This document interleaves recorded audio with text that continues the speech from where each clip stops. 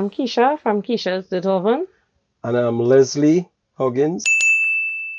And welcome to DeliDeli.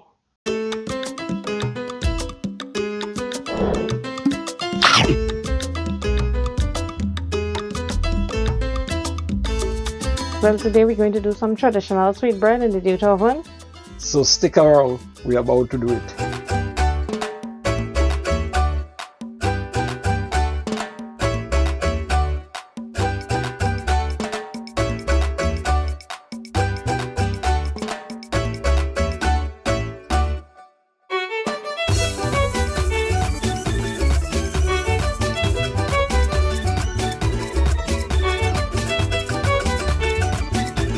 Okay, well, I already have my flour here, some sifted flour. That's basically 2 pounds with 2 grated coconut. I have my mixed fruit here. I have some mixed peel.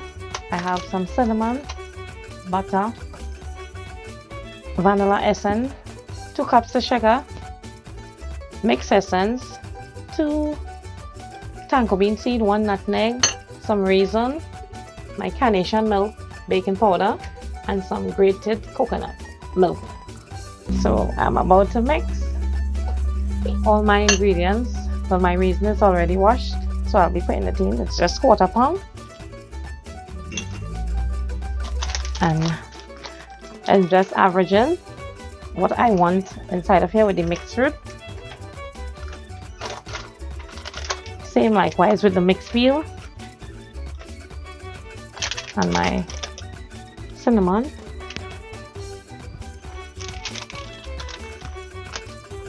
two cups of sugar,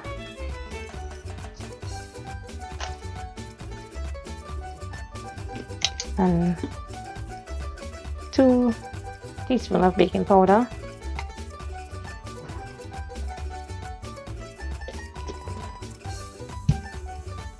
so now I'm going to grate my nutmeg.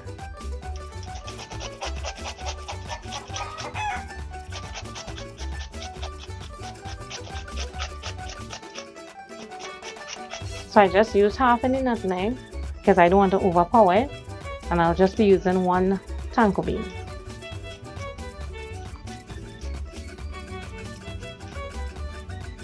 Well, the purpose of the tango bean is to give it a different flavor, the way I know my grandparents used to do it. So I'm going to just mix everything together before I put the essence and the milk with the coconut water.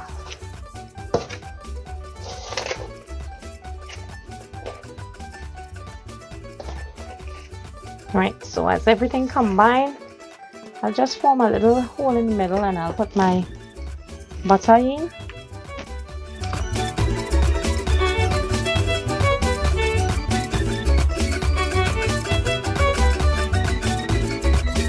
Now I am putting my vanilla essence. I am using the clear essence because it's a bit stronger,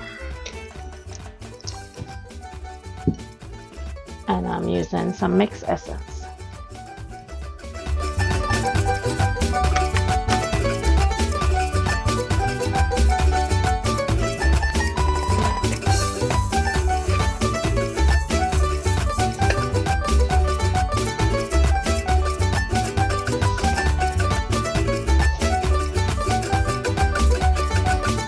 So as I bring these together, I'm going to throw in the coconut water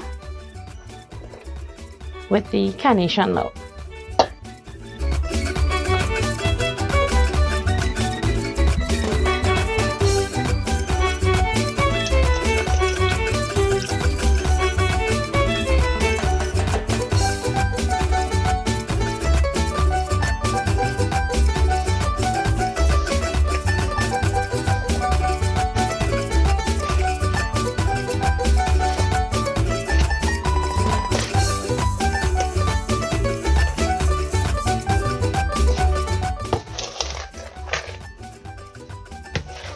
And this is what they call the mixed sweetbread. I'm not making mean sweetbread, but this is the mixed sweetbread.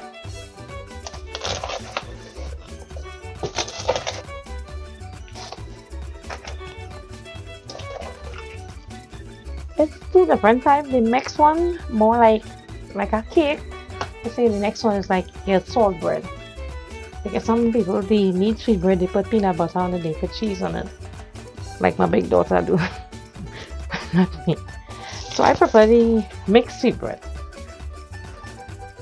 Right, so it's already mixed, so I'll just leave it to set a while and come back to it after. Okay, well, we are about to prepare for the sweet bread. So I'm going to pick up the wood and everything and the shells and begin to light it. So you can stick around and you will see the process.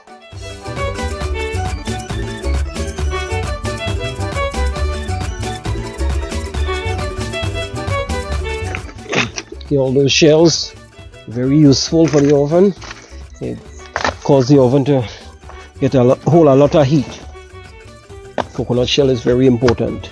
So you start your fire with some small little pieces of wood and shells, and after all the paper and everything you could just throw inside here.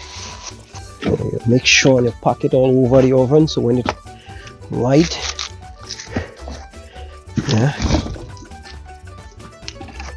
no problem whatsoever. Usually take some kerosene.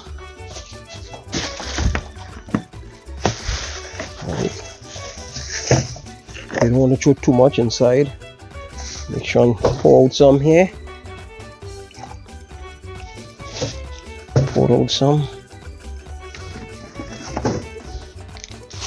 And then you sprinkle it around. Now we're going to light it up. Right? Okay, so it light up there. So right now our oven in heating process, so we just have to wait until it heat up and then we'll sweep it out and everything. Okay, so let's just give it a little few minutes, right?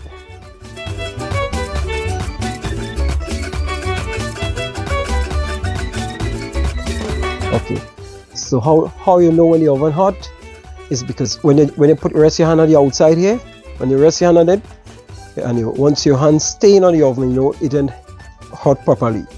So as long as you put your hand on it and you have to pull back immediately, you know that it's time to really sweep out everything. Okay.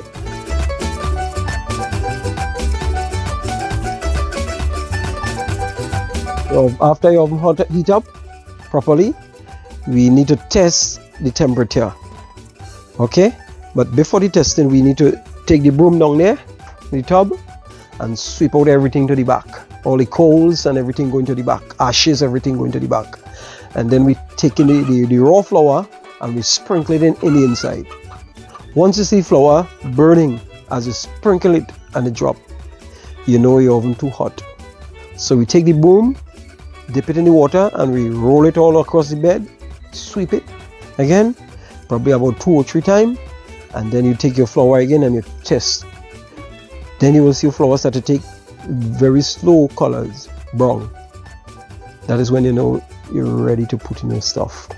Okay? Yeah. Okay, well, I'm about to grease the pan for the sweet bread. Just whiten them a bit to make sure it dries so the grease will hold properly, and the flour, because after you grease, well, you must flour. So I'm using butter with my brush, and you want to make sure, well, all your creases, the corners on them, grease properly, so it would not stick to the pan when you're about to take it out to break up and stuff. Because if your sweet bread is over rich and if any little stick, it will break up. Right. So this is my last pan I'm greasing here. Okay, I have some sifted flour here. I'm about to flour the pan. So this is how it goes. And well, I knock it right round to make sure the flour reach all the corners properly, so I would not get this sticking. if it's need sweetbread, when you don't bung to flour the pan, but with the mixed sweetbread, it's a bit softer than the need sweetbread. It's more loose, so basically that's why we flour the pan. Okay, so that's it. My pan is all ready for my sweetbread, and well, as you can see, there is no loose flour inside, so I try to use a little amount so I wouldn't have all this other excess flour inside the pan. Okay, this is a black sage. The reason why we use black sage to sweep out the oven is because black sage is the only bush could withstand the heat in the oven. Any other bush will burn down to sticks, and it will literally dig up the oven bed. So this does take the heat, and you know, you could literally sweep it out, and you could get at least about 2 to 3 use from this. So now we take our time sweeping. Take our time, and you must be from a distant away, because you don't want to get all those heat going on you to affect you.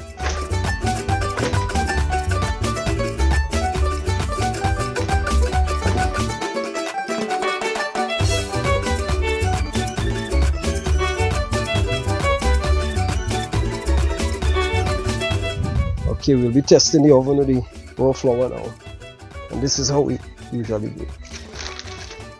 Make sure all over the bed wet. Right, so you see, we're taking slight colors,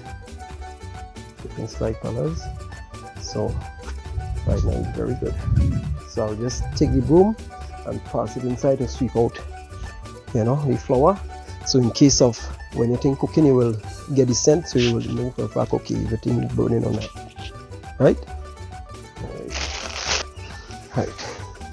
So I'll sweep out the burnt stuffed flour there. Right, and ready for your pans to go in. Ready. Okay, so here is my sweetbread now after 45 minutes. So I'm about to put it in the pan.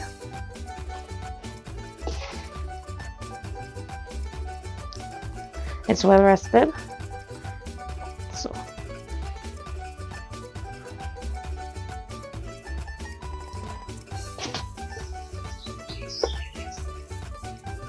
So now I'm about to sprinkle some mixed peel.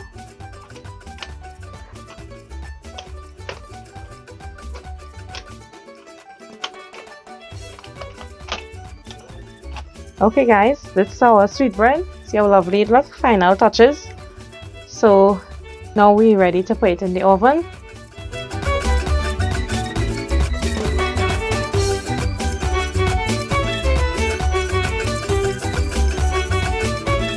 Okay, so this is what we call the pal. So normally you place your pan like this on top of it, and you put it in to safeguard your hands from the heat or burn. And you slightly rest them down so it would not drop or turn over.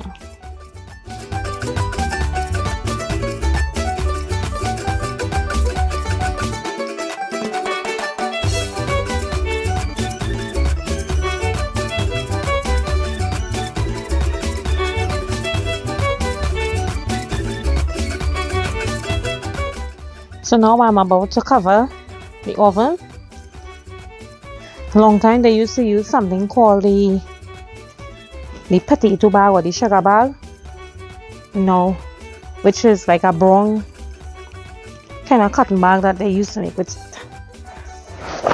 So I purchased these blankets because it's basically almost like the same material, so it will keep the heat. Right, so I'm doubling up. So I'm trapping all the heat inside. I'm going to do the same thing to the back.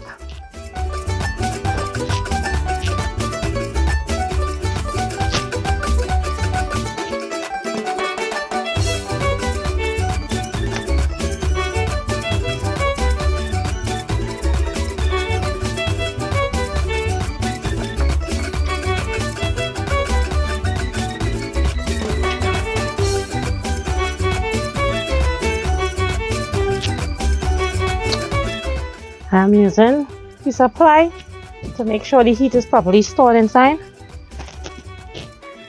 And I'm just putting a piece of wood to make sure it don't fall. And the same thing for the front. It's a small piece of ply and I'm just going to prop it with this so it would not shift. So I show all my heat is inside. So basically we're just waiting for half an hour and we will be through.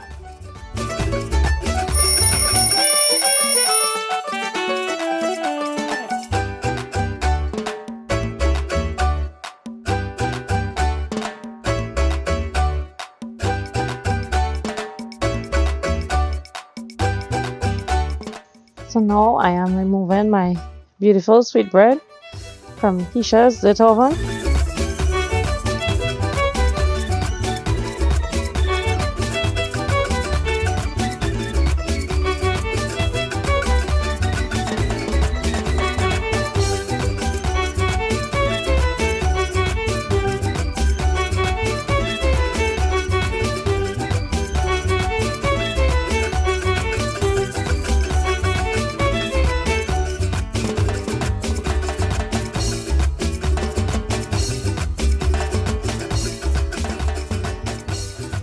There you have it, guys, my beautiful sweetbread from Keisha's zit oven. And thank you for watching DeliDeli. Bye. Bye.